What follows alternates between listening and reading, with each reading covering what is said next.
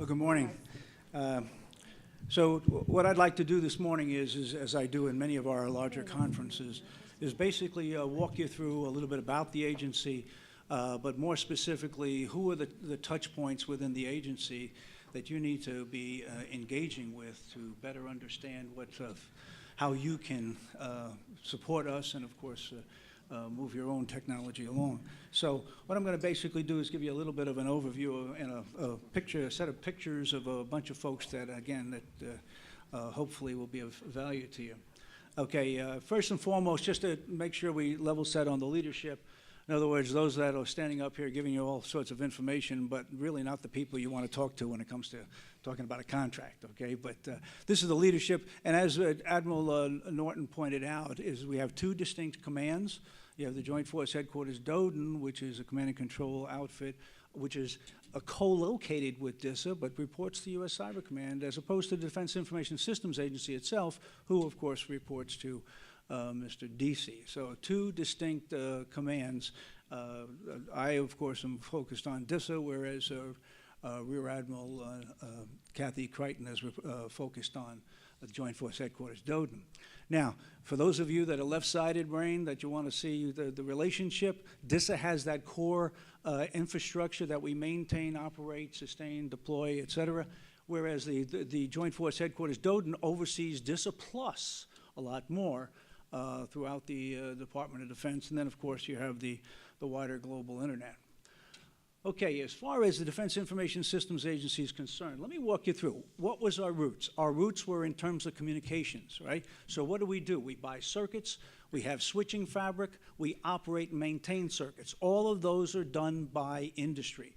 Government orchestrates it, but in every case, we look to you to help us with those solution sets, okay, where we provide basically communications and infrastructure. Now, associated with that infrastructure, we have computing fabric, right? We have a set of computing centers, so you can imagine the various contractual activities associated with providing a computing environment. Okay, so that we provide, again, worldwide, literally wrap around the world, and that's literally. Okay, now, within those computing centers, what are we providing? Of course, the various solutions that Admiral Norton pointed out, we base that at our computing centers. All right, so again, that's where our locations are. Now, next thing we have is command and control. Again, we would emphasize that. That's we provide to the combatant commanders, joint global command and control system. We provide it to all the combatant commanders in terms of we develop the software and we deploy it. As you pointed out with the JE, we're going to put it towards the cloud where we'll have instantiations that are accessible from afar, as opposed to deploying the software as we do today, a very cumbersome process where we write the code, we deploy it, and then we expect each of the combatant commanders to maintain it. We'll be changing that and moving more towards centrally maintaining the code, and then combatant commanders would access it from, if you will, the cloud. Okay, then we have this new mission. We talked about consolidating the fourth estate networks. We're bringing those together. Again, I won't emphasize that too much. Then we have what are basically our best fit, okay, solution sets. Okay, we start off with testing. We provide joint interoperability testing throughout the Department of Defense. And again, the word joint. We're focused on joint interoperability testing. Okay, we have Spectrum. We support Mr. DC in providing Spectrum support for the department as a whole, and specifically the tactical environment when called upon for assistance.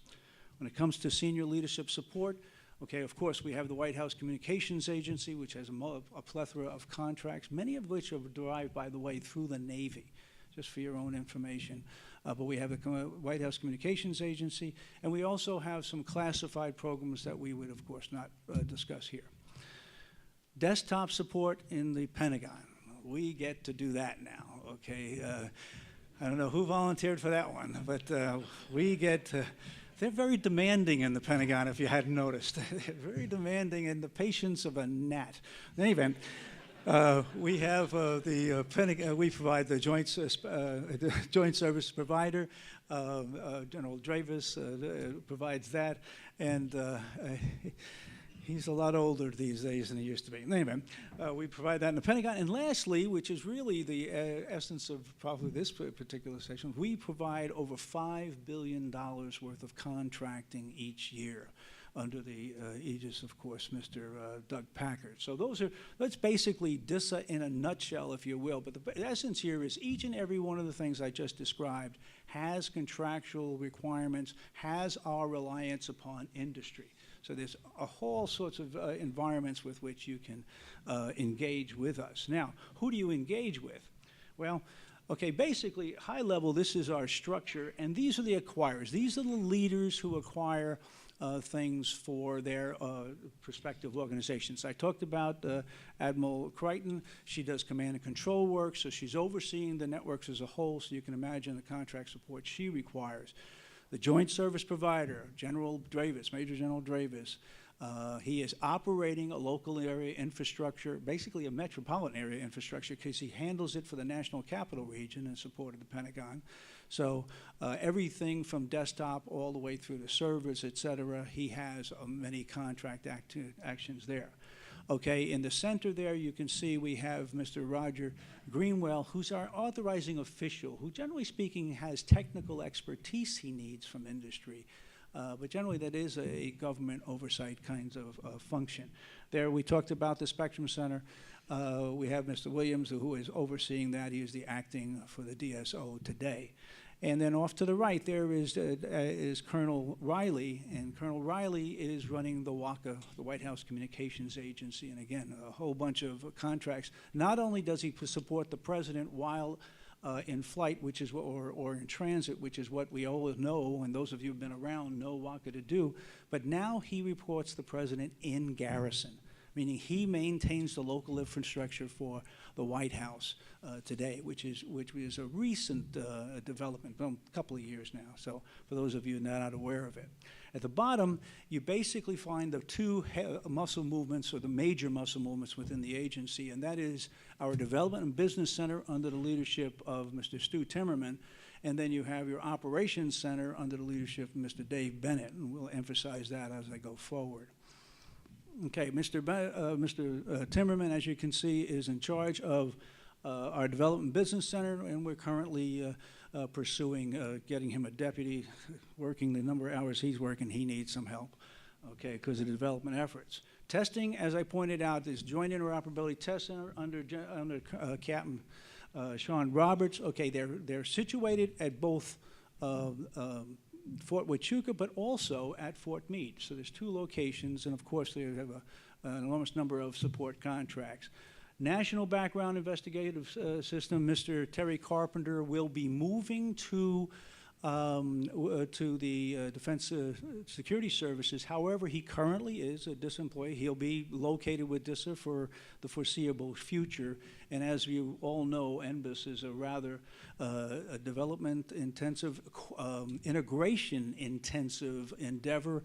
It has embraced OTA for its contractual effort, which is turning out to be a rather impressive way forward, and we're learning, by the way. We talk about OTA, and I'll talk a little bit more about it, and you'll hear later on today, but we are bringing OTA along with agile development is an interesting endeavor the department's taken on, because the security folks and the testing folks, integrating them with agile development is becoming a good challenge, a healthy challenge, trying to evolve our way of doing business. So that's turning out to be a very, very healthy challenge, and also an interesting challenge.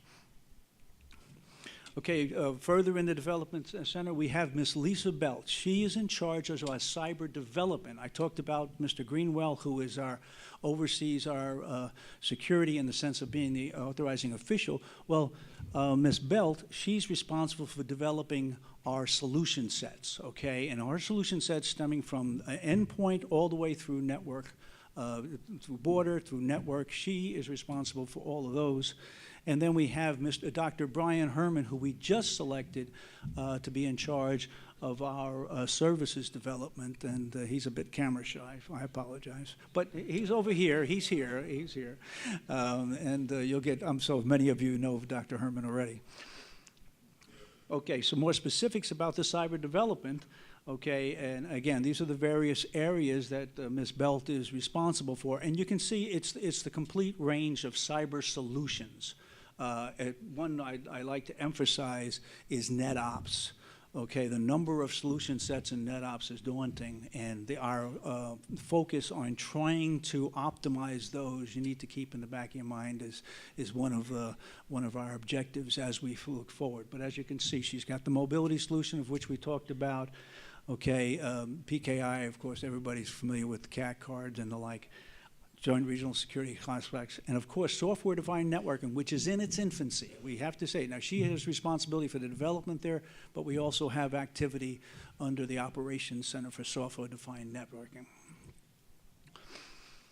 Okay, in the services development, you can see we have GV Global Services solution sets, our command and control, GCCS, as I said, DIAS, that's a coordination with the GSA, and then our various business systems. Frankly, we have, over the years, we have not paid enough attention to our business systems, so you're going to see more and more activity to try and optimize our business systems. Now, you notice you don't see cloud here. We have moved cloud to our operational environment, okay? The service development area, or specifically Mr. Timmerman, is no longer responsible for cloud. We tried to put it all together on, if you will, the Operations Center. So Operations Center led by Mr. Bennett, as well as Mr. Klooster assisting him, and it's a daunting environment if you are familiar with it, but we'll walk you through it a little bit. Okay, first and foremost, your infrastructure. Most of you might have dealt with Mr. Osborne. He has been working with the infrastructure for, at least over a year now. And we have, of course, Mr. Martin, who is in lead to the services area. Okay, for Mr. Osborne's perspective, basically communications. Now, the Admiral Norton pointed out that commercial SATCOM will be moving to the Air Force. Well, yes, that's true, and that'll be in the very near future. However, how our relationship is with the Air Force and the contracting, et cetera, hasn't totally been nailed down, so we're still very deeply engaged with commercial SATCOM contracting and the like. Okay, from a services perspective, you can see this is everything from the desktop all the way through the DISA's desktop to include all of our data centers we call now the ecosystem. Okay, all of that is under Mr. Martin, and key is cloud computing. The second from the top, we've tried to combine all of our cloud activity under Mr. Martin so we can focus on the migrations, not only of the migrations of DISA itself from MilCloud 1 to MilCloud 2, but also bringing in the various elements of the fourth estate onto MilCloud 2. Okay, so we've focused that all under the Services Directorate, Mr. Martin, under Mr. Bennett. In terms of key acquisition facilitators, okay, you'll notice there's Mr. Packard. He's been there for a couple of years, but now we have Miss Campino. So she has replaced Miss Johnson, who retired about 6 months ago. She's got that, and of course, Ms. Rumsey and Stewart. Those two are supporting both our development centers and our operations centers. So. And lastly, just a summary, if you will. We're contracting the full range, okay? We go from a full and open competition for everybody on down to an OTA and the Transacting Authority. We're doing the whole thing. We are no longer going outside the agency for OTAs. We're doing it on the inside. Mr. Packard will talk a little bit more about that. Okay, we do the whole range. I will tell you more and more we'd like to go OTA, but to only where it's appropriate. It's a prototype. It's intended for a prototype, but in accordance with latest congressional language, that prototype can be evolved into a full-up capability. You don't have to just stop and then go on to a full and open. You can continue with the prototype on out. And as I say, we did that with NBIS, or we're doing it with NBIS, and I expect there's several others we're looking into doing that as well. Now, OTA is not only for small business, it's also for big business. It's an arrangement, again, he will talk more about it. But we have the whole range of activities. Now, if you don't mind, a couple of opinions, if you will, offer to you. Okay, there's a concern sometimes we have preference on contracts and whatever. we are we are fair. Our focus is on fairness. Okay, we try to keep independence as much as possible. Incumbents, yeah, you would say they always have the lead. Well, take a look at our history. Incumbents don't always keep the contract, okay? So if you see something you want to go after it, okay? Lowballing it is not good, okay? It doesn't help anybody. We are trying desperately to be more accountable with our contracts. We have already canceled a couple of contracts in recent months, and it doesn't do anyone any good when we do such a thing. Okay, so please, if you're going to go after a contract, please do it aggressively. And you want information. That's one of the reasons for this forum. We give you as much information so as to better prepare you for what you're going to be going after. Protests. I'm sorry, but I have to say something about protests. Anybody want to complain about the amount of time that it takes us to put a contract out? Okay, we don't double check them, we triple check them now, okay, because we're constantly being protested. When I started in this business, we just planned the development. I'm an acquisition executive. I just planned the development. Now every single plan has the protest period in it. I can't believe it, but that's what we plan on. We plan on being protested. And forgive me, the world I came from, we didn't do protesting. And I put capability on the ground. We never did that. But now it's protests. Good, solid protests, important. Frivolous protests, you're wasting everybody's time. Wasting industry's money, wasting government money, for what? Okay, so please, if you're going to protest because you need it, because you know we've done something wrong, please go ahead and protest. But if you don't have to, please don't. Okay, we need to change the ethic, okay? We are working hard to be fair. We're working hard to be open. We want open solutions. The more open solutions that we get, the better off everyone in this room is, okay? So please keep those things in mind as we go forward. And again, the protest accountability. We're going to hold our vendors accountable. But on that order, and anybody's come to my office, you've heard the other line, and that is you have to hold us accountable. Don't go and do something on your dime unless you have that contracted, formally contracted in some way. In any event, with that, I am out of altitude and airspeed, happy to take any questions, but if you don't have any questions, I won't be offended. Oh, great, I got a question, and you never ask easy questions. I know how it is.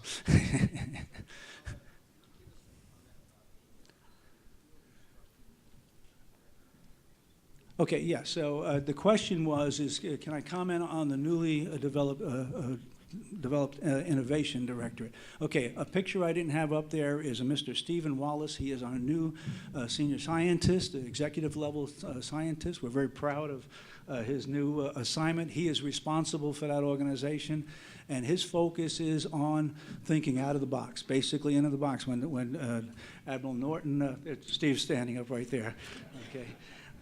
When Admiral Norton talked about our internet solution set, that came out of that organization, coming up with these kinds of ideas.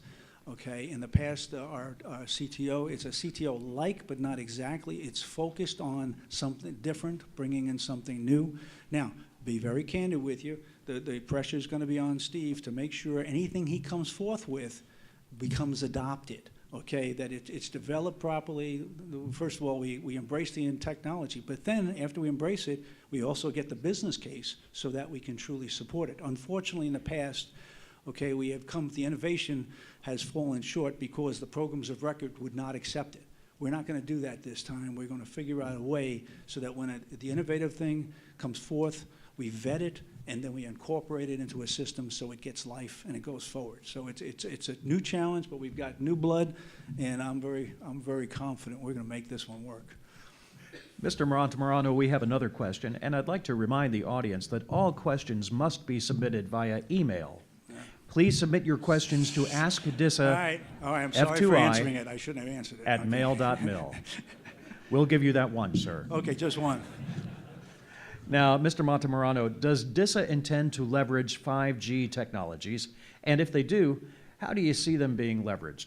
Okay, well, let me just say that the answer is yes, we will. Okay, the question is, how are we going to leverage it? I would be remiss to try to answer how we're going to do that. Certainly our communications folks will be focused on it.